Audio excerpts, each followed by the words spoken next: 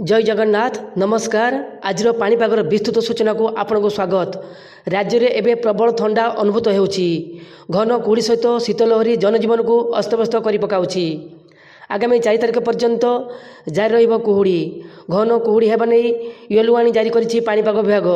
एसहित नुआ वर्ष में 10 जिला को शीतलहरी और घन कुहुड़ी येलो वार्निंग जारी करिछि पाणीपाग विभाग। राज्य उपर कौन सक्रिय जलवायु प्रक्रिया नथिबारु तापमात्रा विशेष परिवर्तन लक्ष्य हेब नहीं। तेबे आसंता 5 दिन रे राति तापमात्रा 2 ରୁ 3 डिग्री बढ़िबार संभावना रही। यापर पागरे आउ कौन परिवर्तन हेबार संभावना नथिबा आंचलिक पाणीपाग विज्ञान केन्द्र पक्षर सूचना दिया। विभाग पक्षर रेकर्ड होता तथ्य अनुसार गत 24 घंटे राज्यर 12टी सहर तापमात्रा 10 डिग्री सेल्सियस तले रही। सेहीपरि आसंता 5 दिन अर्थात जनवरी 4 तारिख पर्यंत राज्यर विभिन्न जिले में घन कुहुड़ी देखा नहीं येलो वार्निंग जारी कराई। आम्भे पूर्व भिडियो जनाइलु सर्वनिम्न तापमात्रा आहरी तलू खसब, आहरी अधिक ठंडा अनुभूत हेब। ताहा ही होइछि। ओडिशार 12 सहर तापमात्रा अति तलू खसी। राज्यर 12 सहर तापमात्रा 10 डिग्री सेल्सियस तले रही। गत 24 घंटे राज्यर सर्वनिम्न तापमात्रा 4.3 डिग्री सेल्सियस जी उदयगिरी रही। फुलबाणी रे 6 डिग्री, झारसुगुड़ा रे 6.2 डिग्री, सिमलीगुड़ा एवं दारिंगबाड़ रे 7 डिग्री, कोरापुट रे 7.1 डिग्री, राउरकेला रे 8.5 डिग्री, नवरंगपुर सुंदरगढ़ रे 8.8 डिग्री एवं भवानीपटना और अनुगुल रे 9 डिग्री सेल्सियस तापमात्रा रेकर्ड होइछि। एसह विभाग पक्षर आगामी 5 दिन अर्थात जनवरी 4 तारिख पर्यंत विभिन्न जिला को घन कुहुड़ी नहीं येलो वार्निंग जारी कराଯାଇଛି। कुहुड़ी जो सकाळे सूर्य देखाଯିब नाही। ओडिशार विभिन्न स्थान में हाड़भंगा शीत जारी रही लोके सकाळे और संध्यारे निआं जाली बसुवा देखा मिली। पहाड़िया अंचल में स्थिति अति संगीन होइछि। लोके शीतरे कलबल होउछंती। एबे जणाउछु केउं तारीख रे केउं जिला को कुहुड़ी नहीं वार्निंग जारी कराଯାଇଛି।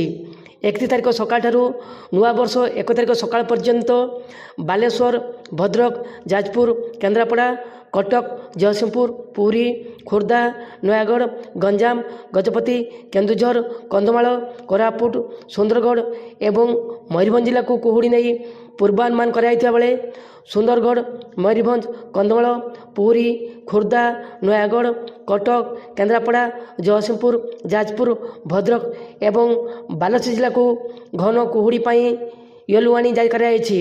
सेहीपरि नुआ वर्ष 1 तारिख सकाळ ठारू 2 तारिख सकाळ पर्यंत बालेश्वर, भद्रक, जाजपुर, केन्द्रापड़ा, कटक, जगतसिंहपुर, पुरी, खोर्धा, नयागढ़, गंजाम, गजपति, केन्दुझर, रायगड़ा, कंधमाल, कोरापुट, सुंदरगढ़ एवं मयूरभंज जिला को कुहुड़ी नहीं पूर्वानुमान कराइथिला बेले सुंदरगढ़, कंधमाल, पुरी, खोर्धा, नयागढ़, कटक, केन्द्रापड़ा, जगतसिंहपुर, भद्रक एवं बालेश्वर जिला को घन कुहुड़ी येलो वार्निंग जारी कराଯାଇଛି। सेहीपरि 2 तारिख सकाळ ठारू 3 तारिख सकाळ पर्यंत बालेश्वर, भद्रक, जाजपुर, केन्द्रापड़ा, कटक, जगतसिंहपुर, पुरी, खोर्धा, नयागढ़, गंजाम, गजपति, रायगड़ा, कोरापुट, कंधमाल, सुंदरगढ़, मयूरभंज जिला को कुहुड़ी नहीं पूर्वानुमान कराइथिला बेले जगतसिंहपुर जिला को घन कुहुड़ी येलो वार्निंग जारी कराଯାଇଛି। सेहीपरि 3 तारिख सकाळ ठारू 4 तारिख सकाळ पर्यंत बालेश्वर, भद्रक, जाजपुर, केन्द्रापड़ा, कटक, जगतसिंहपुर, पुरी, खोर्धा, नयागढ़, गंजाम, गजपति, सुंदरगढ़, मयूरभंज जिला को कुहुड़ी नहीं पूर्वानुमान कराइथिला बेले जगतसिंहपुर और केन्द्रापड़ा जिला को घन कुहुड़ी येलो वार्निंग जारी कराଯାଇଛି। गत किछि दिन है भीषण ठंडा सह कुहुड़ी लगी रहुछि। गत 24 घंटा मध्य नयागढ़, ढेंकानाल, सुंदरगढ़, कंधमाल जिलार गोटे 2 स्थान में घन कुहुड़ी देखा जाइथिबा बेले कलाहांडी, भद्रक, खोर्धा, झारसुगुड़ा, मयूरभंज जिले में गोटे 2 स्थान में हालुकार मध्यम कुहुड़ी परिलक्षित होइथिला। आगामी 4 तारिख पर्यंत पाग शुखिला रहिब। सकाळे कुहुड़ी जोगु मेघुआ पाग भली जना पड़िबो। आगामी 4 तारिख पर्यंत एही भली पाग जारी रहिब। एबे केउठी केते तापमात्रा थिला जणाउछु। नाली रंग संख्या सर्वोच्च तापमात्रा, नील रंग संख्या सर्वनिम्न तापमात्रा।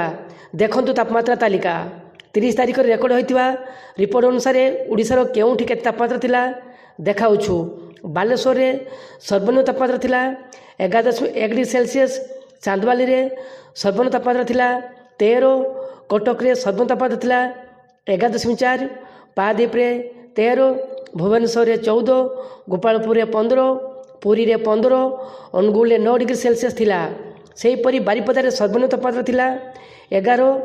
ଝାରସୁଗୁଡ଼ାରେ 6.2। କେନ୍ଦୁଝରରେ 10.4। ସମ୍ବଲପୁରରେ 11। ସୁନ୍ଦରଗଡ଼ରେ 8.8। ହୀରାକୁଦରେ 11.4। ଭବାନୀପାଟଣାରେ 9। ବଲାଙ୍ଗୀରରେ 10.8। କୋରାପୁଟରେ 7.1।